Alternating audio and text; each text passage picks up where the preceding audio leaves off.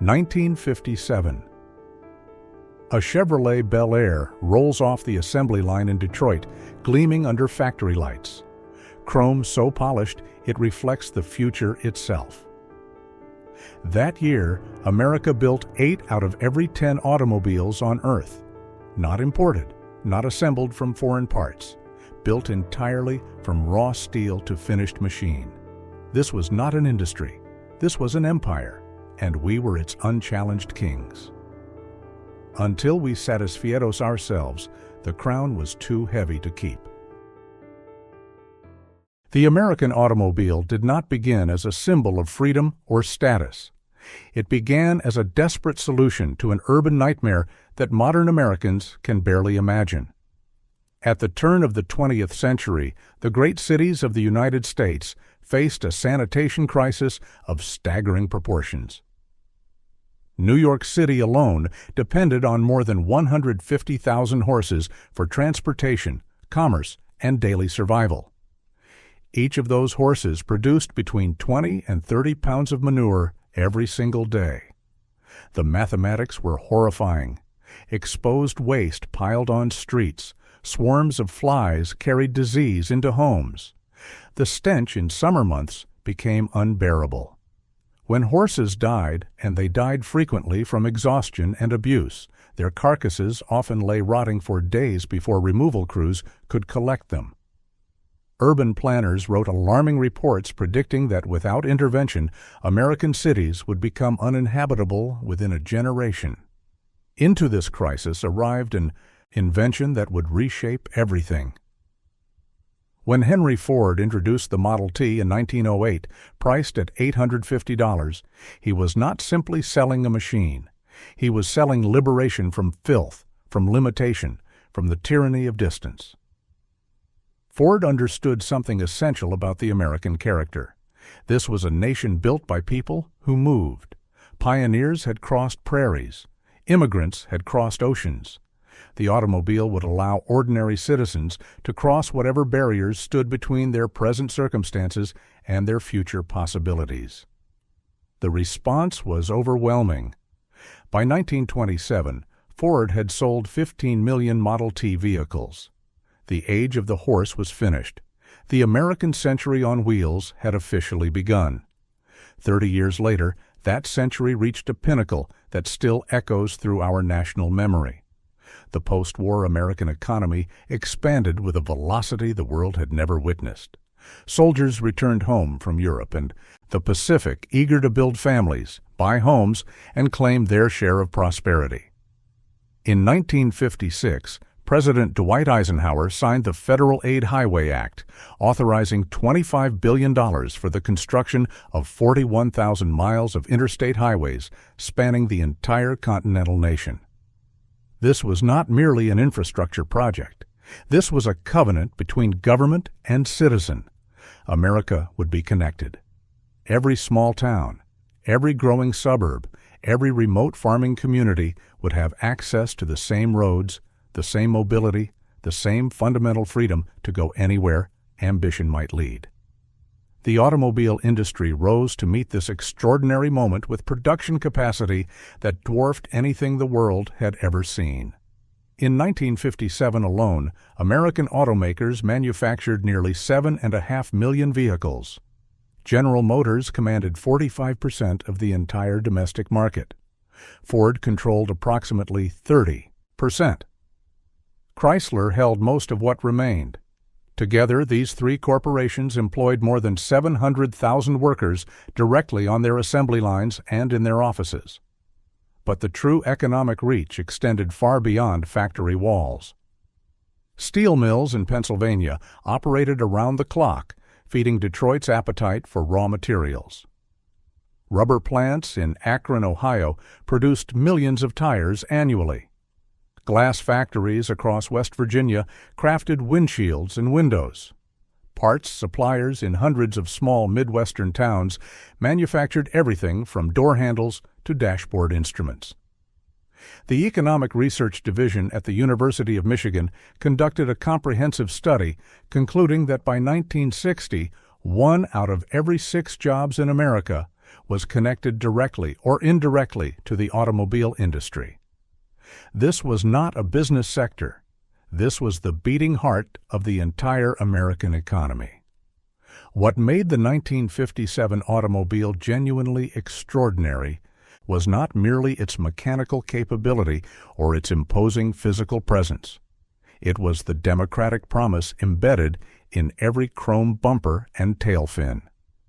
The Chevrolet Bel Air emerged as the defining vehicle of its generation precisely because it delivered everything American families desired at a price those families could actually afford. Beneath its sculpted hood sat a 283 cubic inch small block V8 engine, the first mass-produced power plant in automotive history to achieve 1 horsepower per cubic inch of displacement. This was genuine engineering excellence, not marketing exaggeration. The spacious interior accommodated 6 adult passengers in authentic comfort during long highway journeys. The exterior featured styling so distinctive, so confidently American, that pedestrians routinely paused on sidewalks simply to admire one passing by. And the purchase price hovered around $2,400, well within reach of a working family earning, the national median income of approximately $5,000 annually. Here resided the true genius of American manufacturing at its absolute zenith. The assembly line worker in Flint, Michigan could afford to purchase a car built by his own calloused hands. The elementary school teacher in rural Kansas drove the same proud brand as the investment banker in Manhattan. Automobile ownership was not a privilege reserved exclusively for the wealthy. It was extended democratically to everyone willing to work honestly and save diligently. The car had become the great equalizer of American society, a machine conferring freedom and dignity regardless of social class, family background, or geographic circumstance. The open road genuinely belonged to everyone. The surrounding infrastructure grew to match the ambition of the vehicles traveling upon it. Gasoline stations multiplied across the American landscape like wildflowers blooming after spring rain.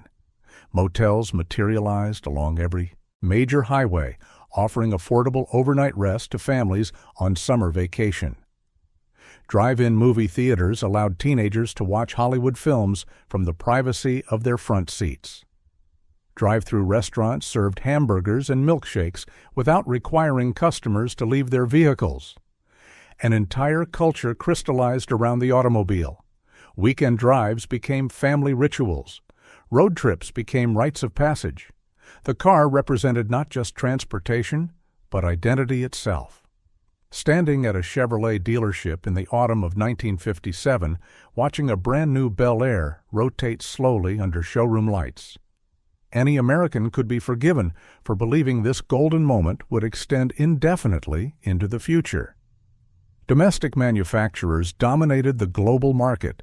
Foreign competition seemed insignificant, almost laughable. What conceivable force could ever challenge such completed industrial supremacy? But beneath the chrome confidence and tailfin optimism, a Yao philosophy had quietly taken root that would eventually corrupt everything it touched. In the early 1950s, General Motors had formally embraced a business strategy that its own executives discussed with remarkable candor. They named it planned obsolescence.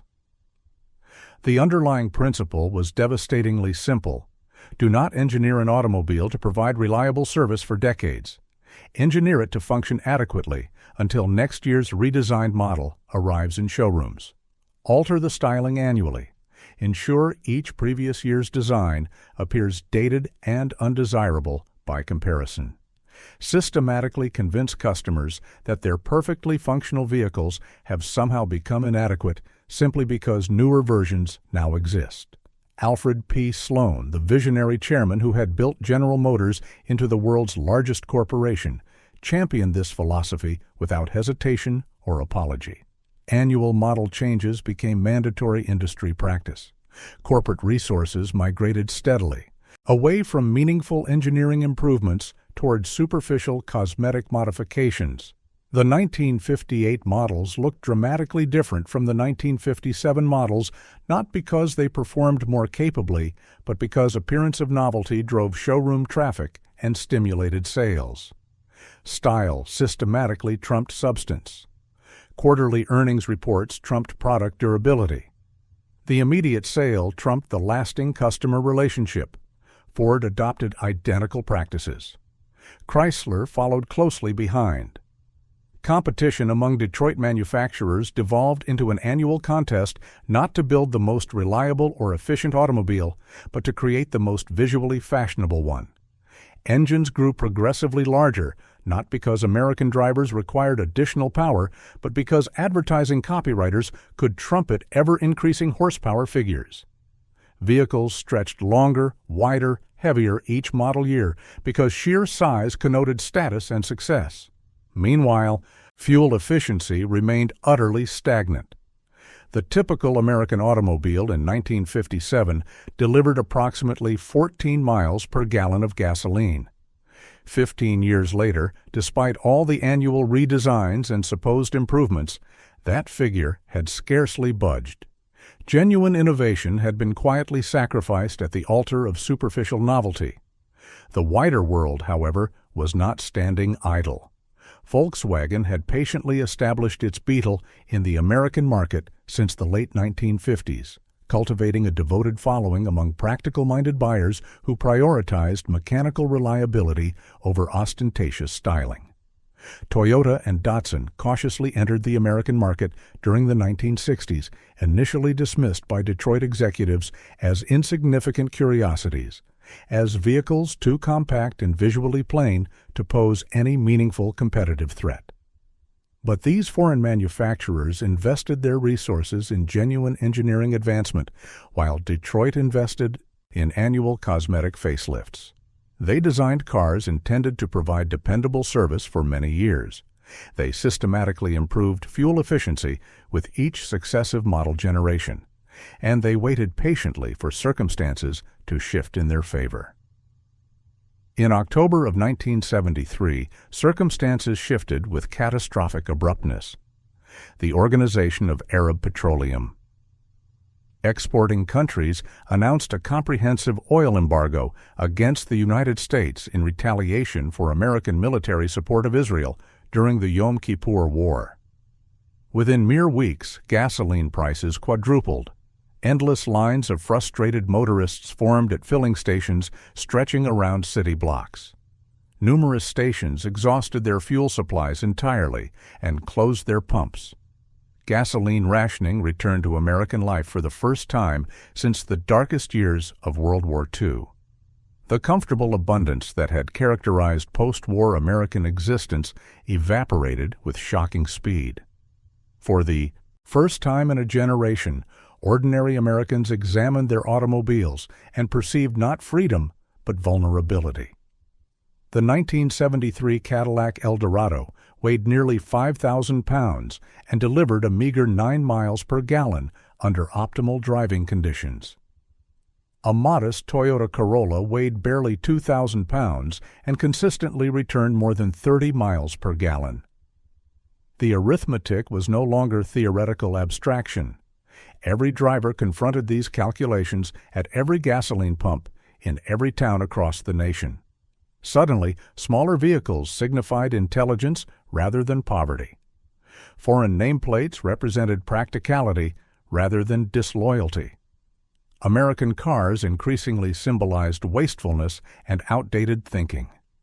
The shifting market share statistics told an unambiguous story.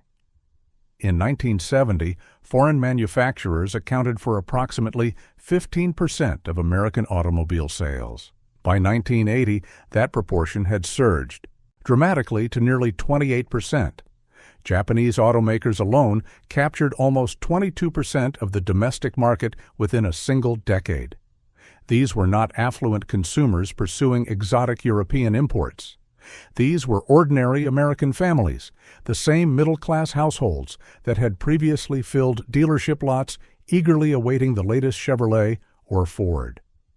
They had not abandoned American automobiles from lack of patriotism. They had abandoned them from urgent economic necessity and eroding trust. Detroit's institutional response to the petroleum crisis exposed how profoundly the philosophy of planned obsolescence had corrupted the industry's fundamental capabilities. Rather than reconceptualizing the American automobile from first principles, domestic manufacturers merely compressed their existing designs into smaller packages. They produced compact vehicles without producing better vehicles. The quality differential between American and Japanese products actually widened during this critical period. A landmark 1980 survey conducted by Consumer Reports documented substantially higher defect rates and reliability problems in domestically manufactured automobiles compared with their Japanese competitors. Consumer confidence, once squandered, proved extraordinarily difficult to restore.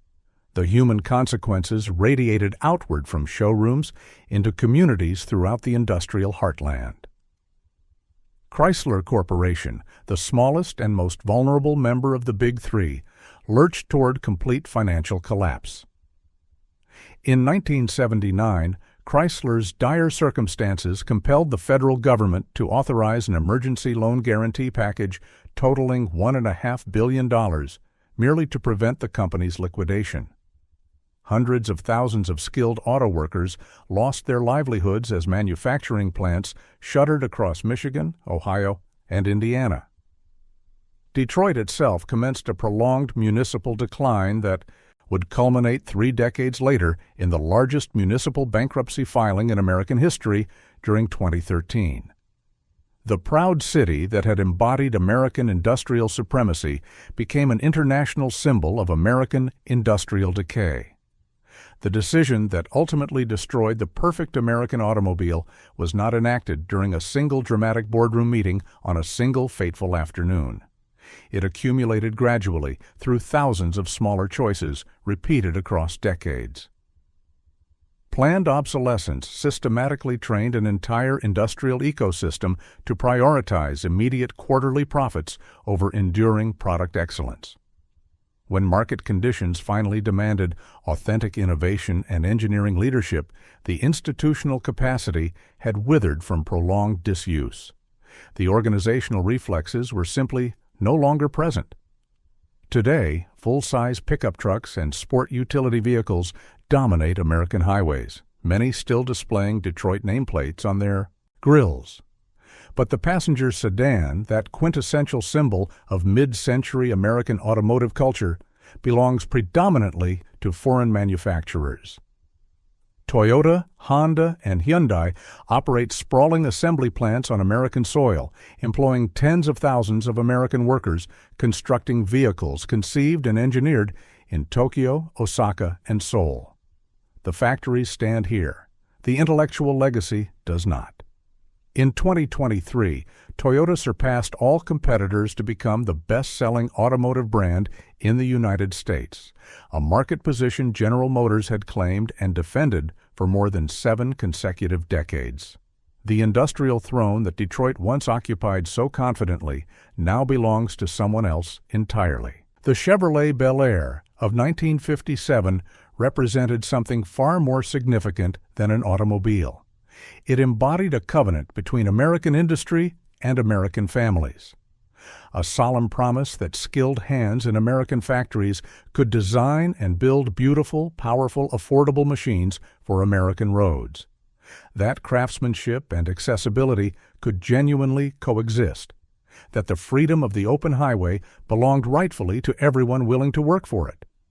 We preserved the interstate highways, we kept the drive-through restaurants and the vast suburban parking lots and the lots and the roadside motels.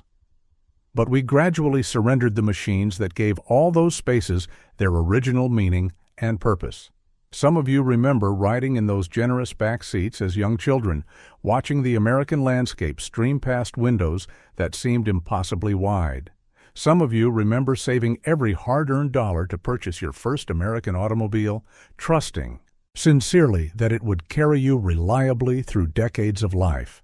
What might this nation look like today if Detroit had chosen lasting craftsmanship over fleeting quarterly earnings? if the guiding philosophy had been to build something genuinely enduring rather than something merely sellable? Did your family own one of those magnificent cars? Do you remember the dealership where your father proudly signed the purchase papers? And do you believe America could ever summon the will to build something that worthy again?